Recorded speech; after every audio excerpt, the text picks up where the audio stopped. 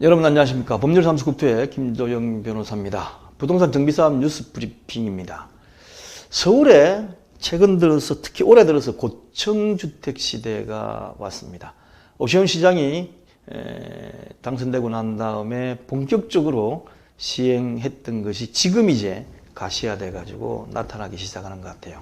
그래서 서울의 고층주택 시대가 왔는데 어디가 얼마나 변하는지 간단하게 제가 말씀을 드리고, 그럼 고층주택이 다 좋은 거냐? 다 좋은 거냐?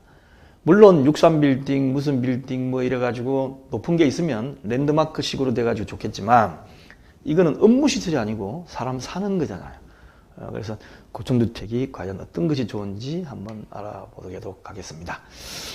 일단 첫 번째로 서울시가 재건축 재개발 통한 주택 공급에 박차를 가하기 시작했습니다.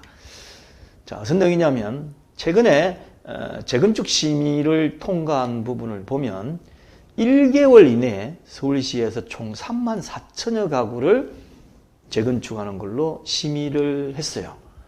그래서 여러분께서 언론을 통해서 잘 아시겠지만 강남구 엄마아파트, 역시 가장 약 20년 전부터 대두되어 있는 가장 상징적인 아파트 단지입니다. 엄마아파트가 정비구역 지정안이 통과가 됐고요.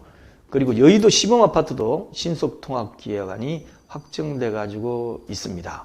굉장히 두 가지 큰 상징적인 의미를 가지고 있죠. 그리고 큰 단지로서 반포주공 1단지도 건축계획안이 통과되어 있고, 목동 신시가지 1단지부터 10단지 전체에 대해서 지구단위 계획이 결정되어 있어요. 이 규모가 굉장히 큽니다. 그 다음에 용산, 한남 1, 2, 3, 4 구역이 있겠지만 4구역도 계획이 변경되어 있습니다. 자, 여기에 덧붙여가지고 이제 고층을 허용하기 시작했는데요. 고층. 이 용적률을 높이기 위해서는 고층이 필수적일 수밖에 없습니다. 용적률을 아무리 1000%라도 주더라도 층수를 제한을 하면 그 용적률을 다 못 찾아 먹어요. 그렇기 때문에 고층을 허용해야만 용적률을 많이 받는 것을 써먹을 수 있기 때문에 고층을 허용하는데, 대치동 미드아파트가 현재 2436가구고 용적률 179인 상태입니다. 그렇게 높지 않죠. 그런데 여기에 이 계기가 된 게 박원순 시장이 35층들을 이제 2014년도에 해가지고 왔어요. 35층 이상은 못 짓는다. 그런데 오세훈 시장이 폐기해버렸습니다. 거기에 대한 작용으로 계속 나타나는 건데, 이거를 250% 35층 3653가구였다가 이번에 300%로 하면서 50층으로 3800가구로 늘었습니다. 기존 세대보다 약 1400여 가구가 늘어나는 거죠. 1400가구 늘어나는 건 적은 게 아닙니다. 그죠? 굉장히 큽니다. 그 다음에 잠실주공 5단지 엄마아파트도 50층 초과할 가능성이 굉장히 크다. 어디는 49층 이렇게 써놨는데, 어쨌든 앞으로 있으면서 지금 이 기회에 오세훈 시장 있을 때 밀어붙이면 아마 50층 초과도 가능합니다.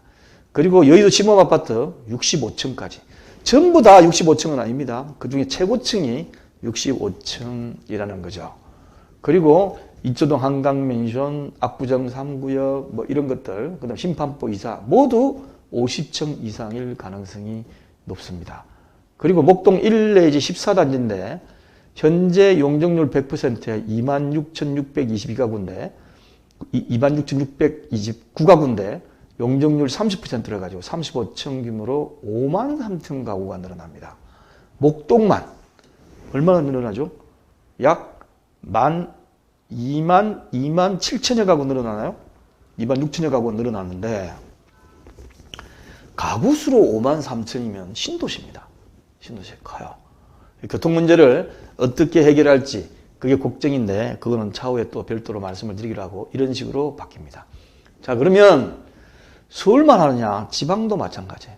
부산 범정동 이런에 60층짜리, 그 다음에 수영구 남천동 삼익비치타운도 61층 최고층, 그 다음에 대구 수성 범어도 59층까지 이렇게 나와 있습니다.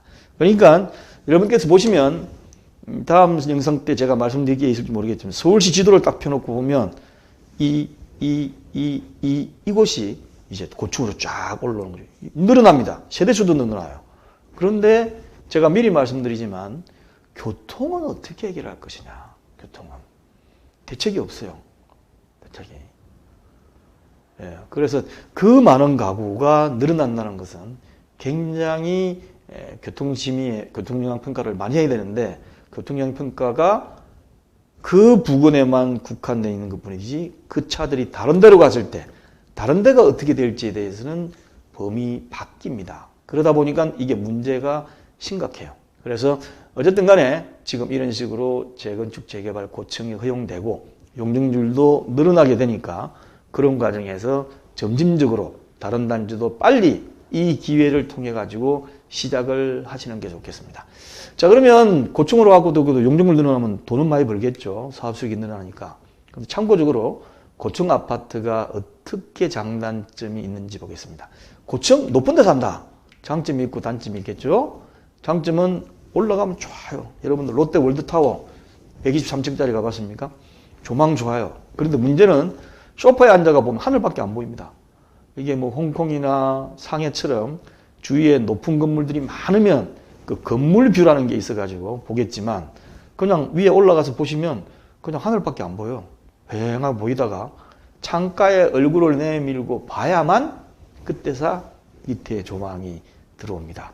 어쨌든 간에 그저다 조망권이 좋겠죠. 그리고 당연히 용적률이 증가되니까 많은 세대를 지을 수 있고 그러니까 사업 수익이 발생한다는 것도 있죠. 그런데 문제점은 살고 있는 사람 입장이에요. 나중에 들어가서 살고 있는 사람한테는 화재 위험에 고층이 노출될 수가 있습니다. 불이 났을 경우에 신속하게 불을 끌 수 있는 사다지가 굉장히 좀 부족해요. 높이가. 그렇기 때문에 고층이 화재 위험에 노출될 수가 있고 그 다음에 호흡기나 소화기 질환이라든지 이런 경우가 있을 때 고층 아파트 증후군이라는 게 있어가지고 여기에 대해서도 별로 문제가 되고 있습니다. 그 다음에 겨울에 춥고 여름에 더워요. 하기 때문에.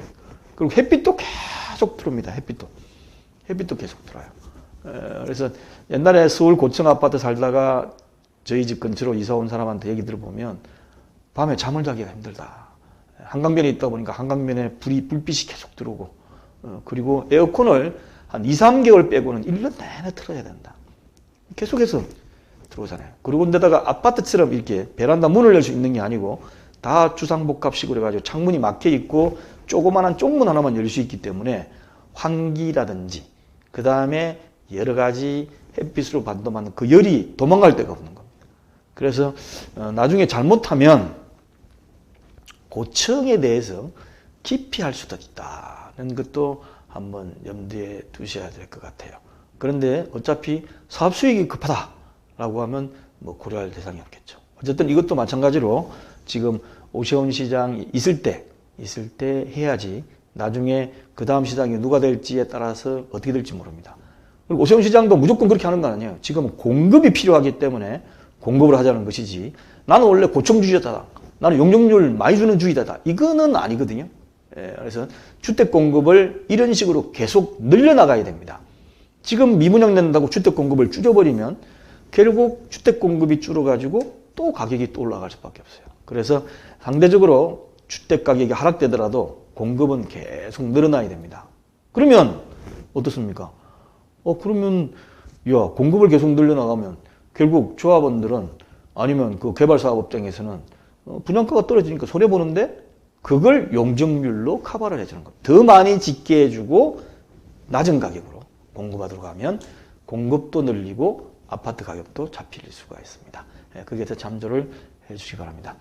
자, 이 강의도 법률사무소 국토 홈페이지에 들어오시면 밑에 부동산 세상 밑에 뉴스 브리핑란에 하나씩 차곡차곡 넣어놓도록 하겠습니다.